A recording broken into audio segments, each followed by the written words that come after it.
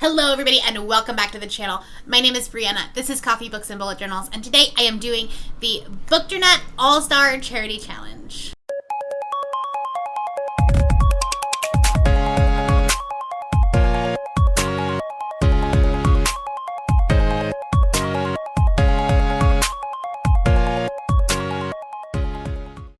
Challenge that was created by Rachel from Rachel Marie, one of my friends here on BookTube, and it is an awesome video idea. There's a lot going on right now, with the pandemic and everything like that. So she came up with this great idea to talk about some BookTube darlings, but not just BookTube, Bookstagram, book blogging, just books that everybody seems to be talking about.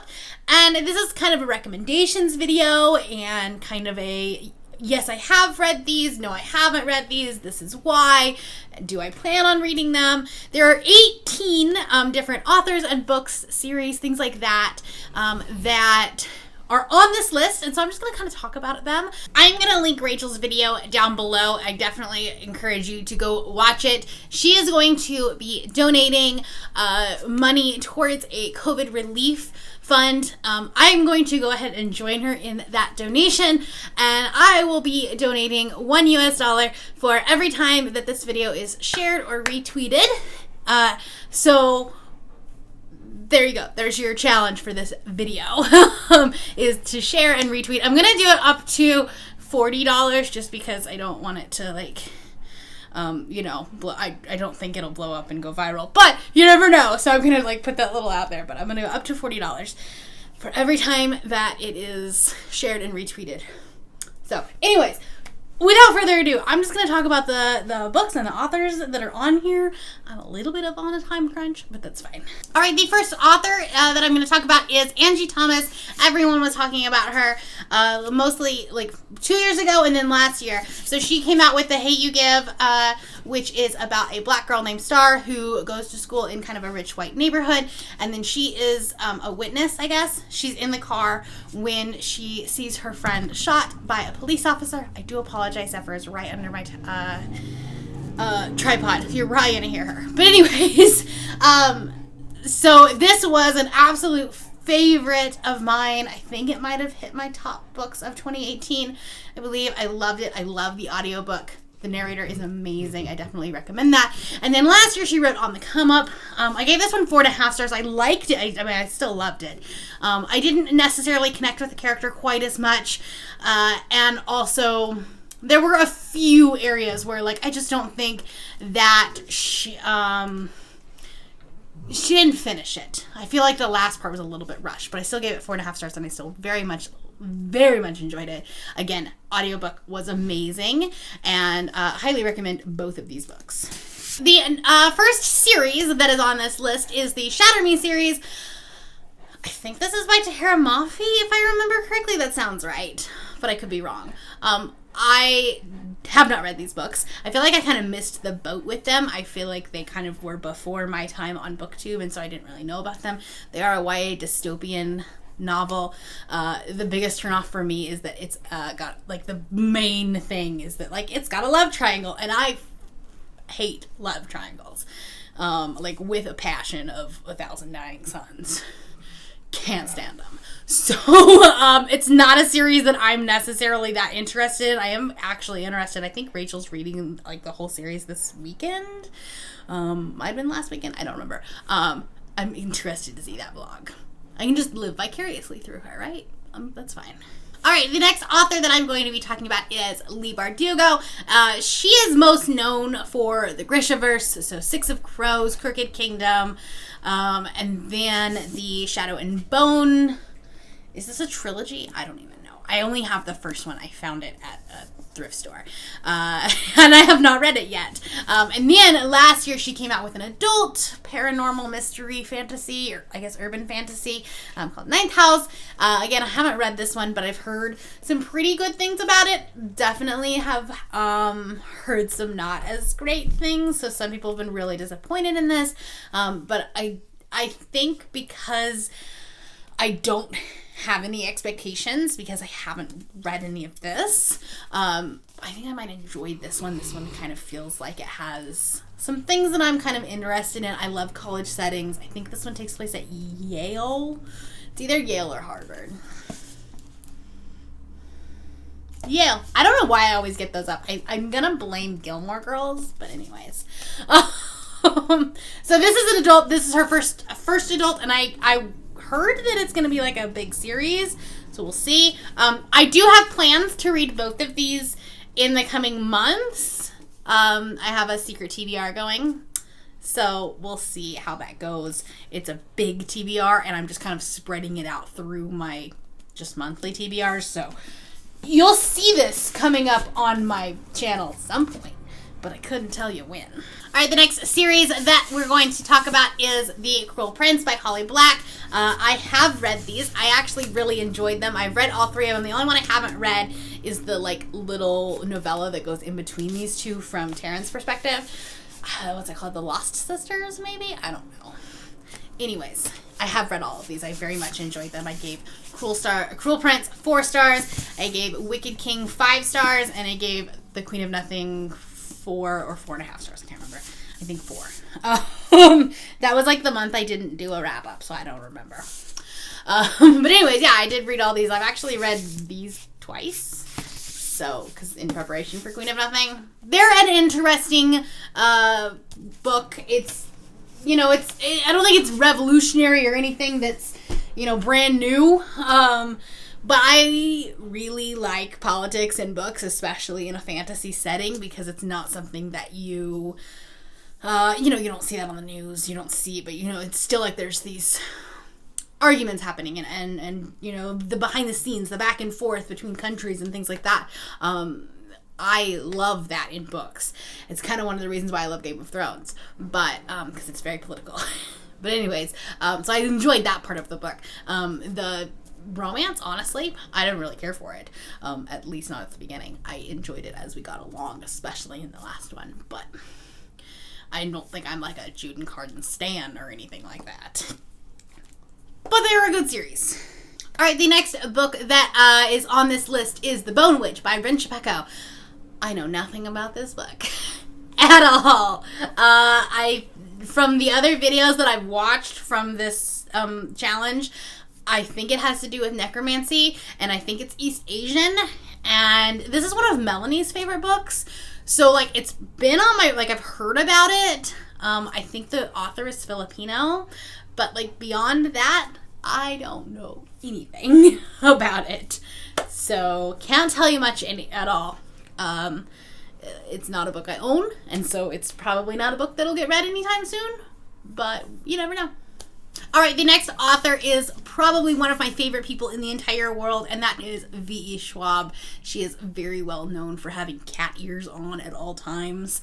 I got to meet her back at BookCon last year, and that was probably one of the highlights of my entire weekend. One of them. I had a lot of highlights, but that was definitely one of them. I do have her entire collection except for The Near Witch and Tunnel of Bones. Those are the only 2 books that I don't own.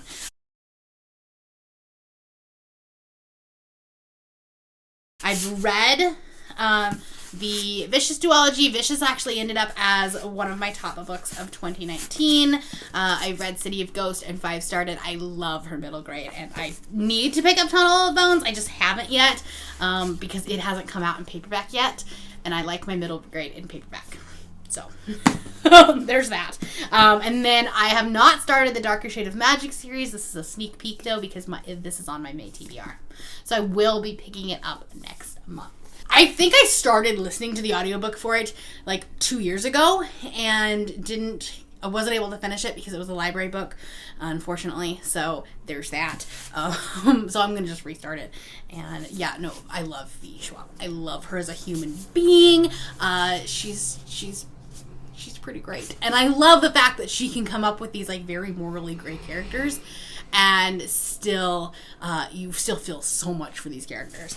And then Cass in City of Ghosts, obviously not morally gray, but the most adorable, most precious being in the entire world and needs to be protected at all costs, even though I'm pretty sure she can handle herself on her own. She's a Gryffindor, damn it!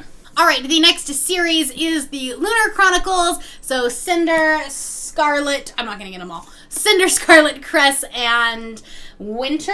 And then I think there's some short stories or novellas in between them. I have read the first two. I read Cinder like probably 2 years ago, and it was fine. I think it was a 3-star read. And then I read Scarlet a couple months ago. Was it last month? I don't remember. And it was at that point that I realized that I don't think Marissa Meyer is necessarily the author for me. I know that a lot of people love this series, and I gave Scarlet 2 stars, and I really just didn't love it. I don't know. I just kind of felt it was a little bit bland, if we're being 100% honest. So I see the value in the books, and I understand why a lot of people really love them. They're just not for me. All right, the next author that we're going to talk about is Adam Silveira. He is most well known for writing some like queer contemporary coming of age stories, and I understand why people like his writing. Again, I've only read one book of his. I read it a year and a half ago, and I literally just had to go look it up on Goodreads. It was not the one that a lot of people have read. Most people have read They Both Die at the End. I haven't read that one. I read History's All You Left Me, but I literally had to go just a second ago, go look up on Goodreads which one it was that I had read, because I couldn't remember the title. I don't remember anything about that book, other than I gave it 2 stars, and I remember not liking it originally. I thought it was boring. I thought the character was kind of a jerk. I didn't like it. So, I get the appeal. I understand where he's trying to go. I just don't really jive with his characters that much, at least in the one book that I read. Not saying that like I will never read an Adam Silveira book again, but it's just not one that I'm reaching for, unfortunately. All right, the next author is Cassandra Clare. I have never read a Cassandra Clare book. I have the first 3 books of The Mortal Instruments. They were in an unhaul pile, and then I pulled them out for some reason. I know that they're like super tropey and like they're not great. Or they at least not for their they're great for their time, but like they don't stand up. But I'm also like slightly curious, if you know what I mean. So, I am gonna read it at some point. So. Alright, the next book that everybody talks about is Seven Husbands of Evelyn Hugo by Taylor Jenkins Reid. If you're, at all not new to my channel, if this is not your first video that you're seeing of mine, you know that Evelyn Hugo is my queen, my bae, my life. This book is probably my favorite book of all time. I get to reread it in June as part of my book club. This is the pick that everyone picked, and I could not be more excited to reread this book for a 3rd time. This time I'm gonna annotate this copy because the first reread I did was an audiobook, and I'm gonna annotate it this time, and I'm so excited. But anyways, obviously I've read this book and I love this book, and I will recommend this book to literally anyone who asks for a book recommendation. That's just how that works. All right, the next author is Laini Taylor, and this is another author that is super popular, especially on BookTube and Bookstagram. First off, she has beautiful books, so it's very easy to take pictures of them. But she also has very lyrical writing and very beautiful writing. I have the audiobook for this. I got it as an Audible credit months ago and then just never started listening to it. So I definitely do have plans for this. And then her other series, Daughter of Smoke and Bone, I found the entire series on Book Outlet for I think it was $15 for the whole series. So obviously I got them. So I do also have plans to read these, but I have not read a Laini Taylor book as of yet. All right, and the next series that we're going to talk about is the Illuminate Files by Jay Kristoff and Amy Kaufman. I adore this series. I have all 3 of them. Illuminate made my top books of 2019. This book is everything. Another book that I highly recommend that you listen to on audio, but also read along with it, because you miss things. You miss things if you don't listen to it on audio, and you miss things if you don't read it physically. So do them both. People always have a favorite book of these. There's dust on these books. Illuminate by far is my favorite, and then I gave 4.5 stars to Gemina and 4 stars to Obsidio. But I highly recommend the entire series. Moving on to another series, you can probably tell because it's gone now. But that is the Arc of the Scythe series.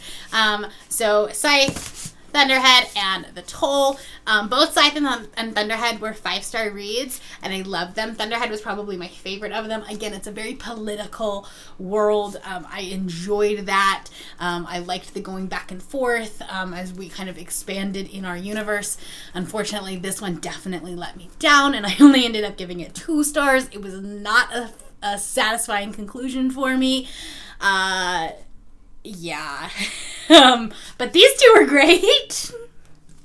So, I'm gonna put those back. The problem with The Toll mostly was that it got,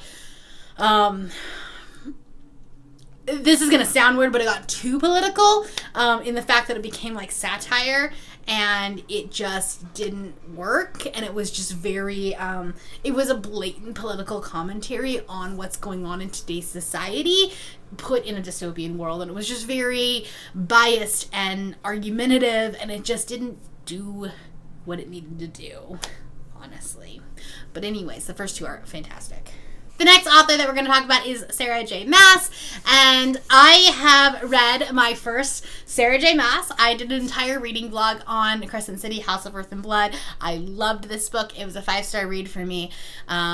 I don't know if maybe I fell into the hype because I have seen some more negative reviews, but I thoroughly enjoyed this and had a great time reading it. And even though it's 800 pages, I feel like there was still, like, it was high impact. It was fast paced. I enjoyed every single minute of reading this. And then I do have A Court of Thorns and Roses. I am, like, after reading this, I was like, well, yeah, let's go. Let's just, explore, dip my toe into it. And I heard that ACOTAR was a little bit better than Throne of Glass, so I started with this one. It's also a shorter series. So anyways, I have this, and we're gonna try it. I bought it with, paperback. It was cheap. I think they're like $9 on Amazon. So I was just like, we'll just do it. But this was a definite 5-star, and I loved it. Highly recommend it. The next series is An Ember in the Ashes by Sabaa Tahir, and I have not read this book. I have no idea what it's about. Every time someone talks about it, it's just not something that's necessarily something I am interested in. So unfortunately, I have not really even looked into it. I think it's like a Roman type fantasy with some magic thrown in, but I don't know. Sorry, I can't help you there. All right, the next author is Shauna McGuire. She also writes under the name of Myrick Grant when she's doing more of like the sci-fi, more like scientific-based books. I have read a couple of things from her. I have read the first 2 of her Wayward Children series. I feel like I'm definitely in the minority opinion. I don't love that series. I gave both of them 3 stars. I'm still going to continue on with the series because I feel like certain worlds work for different people, and I just don't know that Down Among the Sticks and Bones was that world for me. But I am still like very curious about the rest of them, and they're all on script, and they're all very short because they're all novellas. So I'm definitely going to be continuing on in the series. But one of the problems that I have with the Wayward Children is that they are short, and I feel like we don't get to explore enough of the world and enough of the characters, and we don't necessarily have the same motivation. So I do have Middle Game, and I've heard really good things about it. I've also heard some more negative reviews about it too, or like, middle of the road kind of reviews. So I am curious because everyone that kind of gave it a middle of the road review loves The Wayward Children.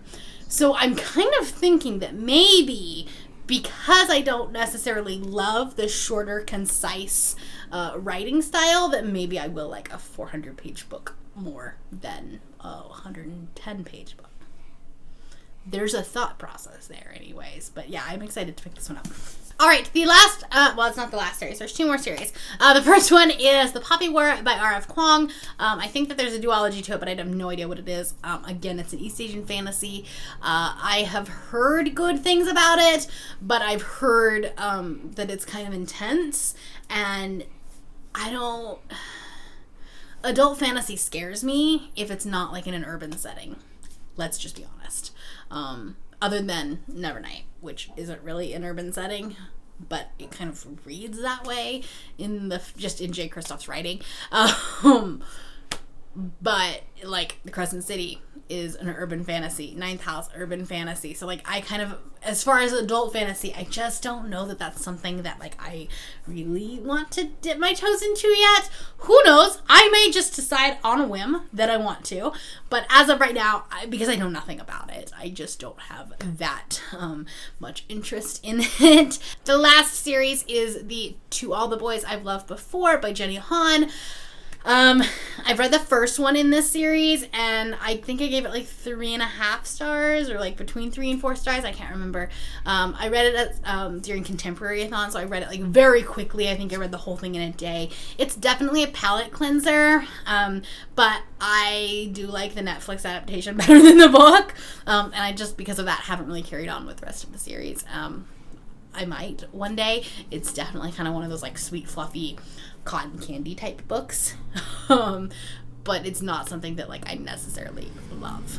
All right, sorry to end that on like a lower note. I should have just like moved it around and ended with Evelyn Hugo, let's be honest. But that is the 18 books and authors and series that are on this list as far as the all-stars. Obviously, they are not the top 18 books or 18 series, or not even necessarily all of the ones that everyone is talking about. I really would have thought that the Diviners would have been on there, because everyone was talking about the Diviners. And there's definitely some other things. Alice Oseman wasn't on there, but like everyone's talking about Heartstopper. So I would have thought that would have been on there. But, you know, again, these are only 18. Rachel talked about doing maybe another one next year. So I will be excited to see what's on the next list. But like I said, I will be donating to the charity that Rachel chooses, based on, I don't know what charity it is as far as like which ones she's chosen yet, but she has all that information in her video, all of the links to like the submission page if you want to do this video. She's donating $1 or €1 for every video that gets like if you do a video or a Bookstagram post or a blog post or something like that. So for everyone that uses that hashtag and submits the entry or whatever, then she's donating, I think it's €1. So I will be donating $1 up to $40 for every person that shares this and or retweets it. So make that a little bit easier. So anyways, yeah, thank you for watching and sticking with us.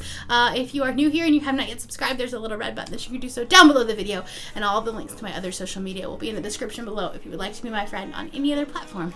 Thank you all for watching, and I will see you next time. Bye.